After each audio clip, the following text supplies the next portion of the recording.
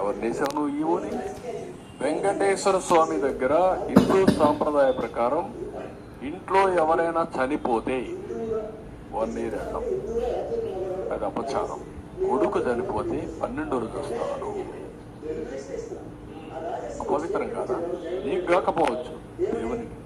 చంద్రబాబు నాయుడు గారు, మీ లాజిక్ ప్రకారం ఎవరైనా కుటుంబంలో ఒక వ్యక్తి చనిపోతే ఆ కుటుంబ సభ్యులు 12 నెలల పాటు, అంటే ఏడాది పాటు తిరుమల తిరుపతి దేవస్థానానికి రాకూడదు, వస్తే మహాపాతకం అని చెప్పి మీరు మాట్లాడారు.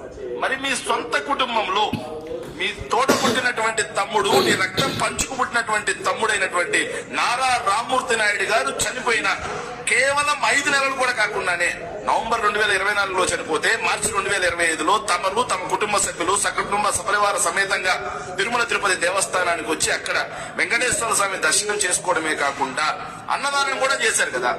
మరి ఇది మహాపాతకం కాదా? నువ్వు చేసినటువంటి ఈ సూతకం వల్ల ఆంధ్రప్రదేశ్ ప్రజలకి మహాపాపం కలగలేదా? నీకు ఓట్లేసిన ప్రజలకు మహాపాపం కలగలేదా?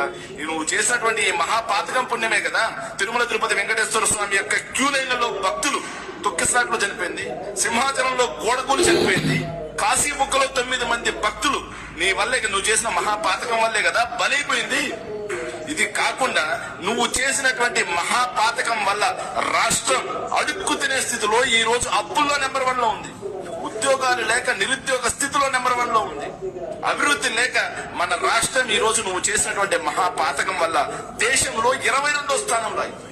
అయినా సరే సిగ్గు లేకుండా జంతు కొవ్వు, పంది కొవ్వు, ఫిష్ ఆయిల్, గొడ్డు మాంసం అని చెప్పి తప్పుడు మాటలు మాట్లాడి జగన్మోహన్ రెడ్డి గారి మీద నింద వేయడం కోసం రిజెక్ట్ చేసినటువంటి కల్తీ నెయ్యిని తీసుకొచ్చి లడ్డూలు తయారు చేసినటువంటి మహాపాతకం మీ ప్రభుత్వంలో జరిగింది. మరి ఇన్ని మహాపాతకాలు చేసినటువంటి చంద్రబాబు నాయుడు గారు, నువ్వు కర్మ అనే ఒక సిద్ధాంతం నుంచి తప్పించుకునే పరిస్థితి లేదు. ఏదైతే మీ పాపం పండే రోజు కూడా దగ్గరలోనే ఉంది చంద్రబాబు నాయుడు గారు.